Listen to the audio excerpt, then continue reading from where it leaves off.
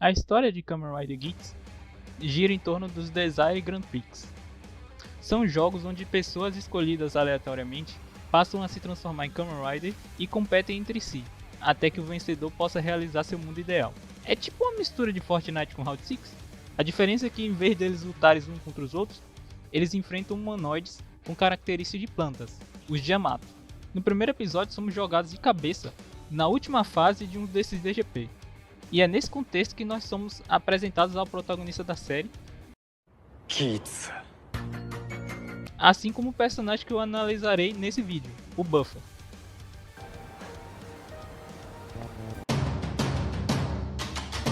Muitos acham que o ódio do Buffa pelo Geats, desde antes dos eventos da série, era infundado. Mas eu estou aqui para explicar a verdade por trás das atitudes desse personagem. Ele não é um Rider secundário, nem um terciário, muito menos o quaternário. O Buffa é caracterizado como um rival, alguém que vai disputar com o protagonista. Não é à toa que, além do Geats, ele é o único Rider que aparece em todos os 49 episódios da série. O arco dos outros personagens giram em torno de suas famílias. Ace buscava sua mãe, Keiwa que vivia com sua irmã e Neo que lutava pelo amor de seus pais. Já Michinaga Azuma é o único personagem que não teve nenhum membro da própria família mostrado. Então eu deduzo que a única pessoa que ele tinha era seu melhor amigo, Toru e Mai. Eles foram delinquentes juvenis no colégio e viraram pedreiros juntos. A vida dos dois vira de cabeça para baixo quando o Toru acaba entrando para um DGP, o que levou Michinaga a presenciar outros Riders que estavam participando do jogo, roubando o equipamento do seu melhor amigo e deixando-o para morrer nas mãos do Yamato. Segundo Toru, Michinaga era um cara sem sonhos, que se contentava somente em trabalhar para pagar as contas e ter o que comer no final do dia. Quando seu melhor amigo desapareceu em seus braços, Michinaga finalmente encontrou um propósito para sua vida. Eu quero deixar claro aqui, desde o começo, que o Michinaga ele não é burro.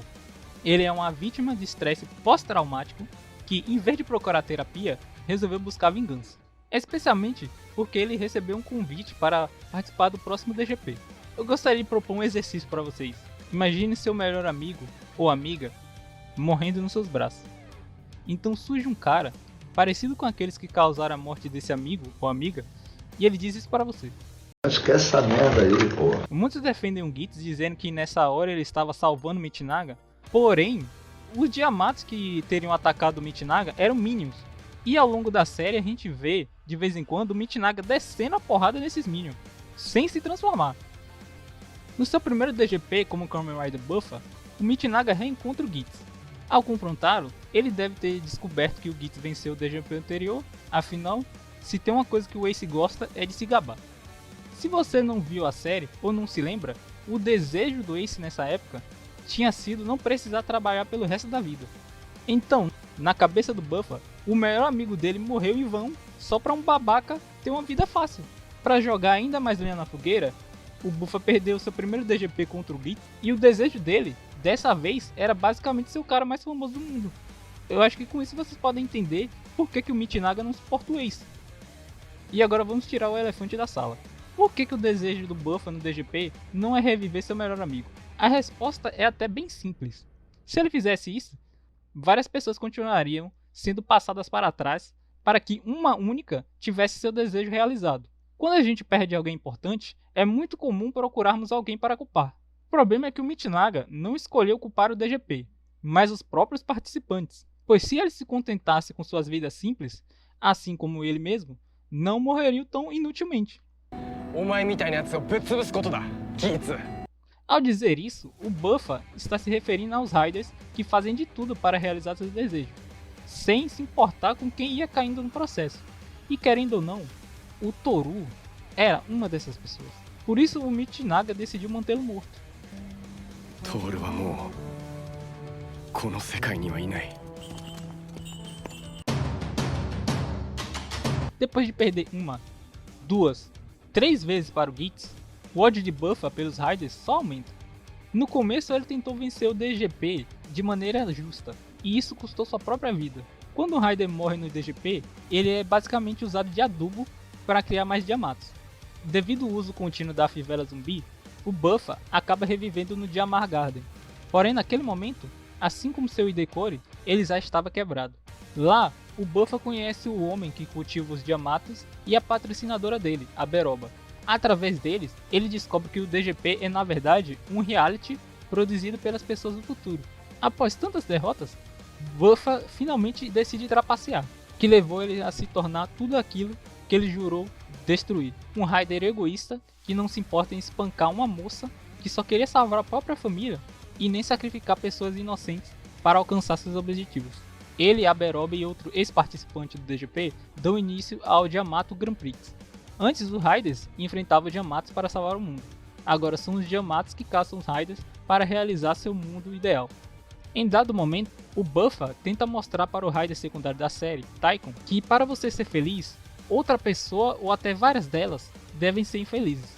A verdade é que o Michinaga se via no Keiwa. Eles nunca desistiam e ambos tinham um grande senso de justiça.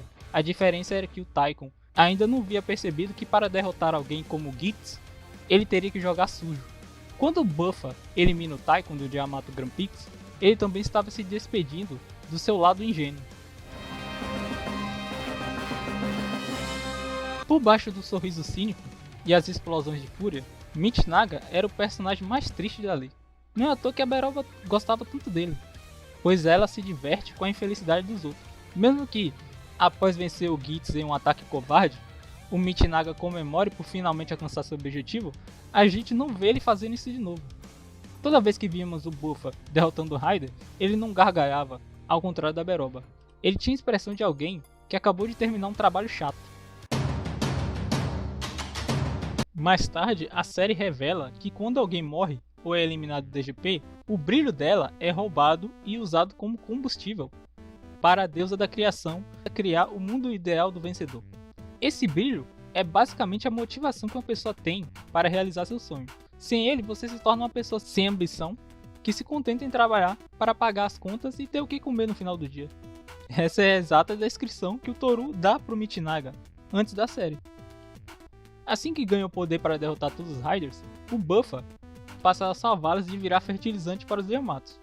Uma vez que quando um Raider derrota outro Raider, ele não é levado para o Jamar Garden. E ao mesmo tempo, ele os castiga, fazendo-os perder seu brilho. Depois que o DGP acaba por causa deles, do nada, várias pessoas estavam se transformando em Yamato. Então ele eventualmente se junta ao Gitz para evitar que os humanos do futuro tragam o DGP de volta. Essa foi a maneira que o Michinaga encontrou para pagar seus pecados. Quando ele acaba matando sem querer a irmã do Keiwa, que havia se transformado em um Yamato, inicia meio que o arco de vilão do Keiwa, que era alguém que, como eu já mencionei anteriormente, o Buffa se identificava. E quando ele vê basicamente o Taikon fazendo coisas parecidas que ele fazia lá no começo da série, ele faz de tudo para tentar trazer o velho Taikon bonzinho de volta, mesmo que isso custasse sua vida. E nesse mesmo arco, tem um momento que o Keiwa confronta o Buffa por ele ter eliminado várias pessoas que se transformaram em Yamato. A gente tem, basicamente, o Michinaga revelando a motivação dele. O clímax do personagem dá-se com ele enfrentando a Beroba. Como ambos eram Raiders com temática de Buffalo, era como se o Michinaga estivesse enfrentando sua própria imagem no espelho. No final, o desfecho do personagem foi se tornar uma pessoa que não se contentava só em trabalhar para pagar as contas, mas também que pudesse comer comidas deliciosas com outras pessoas.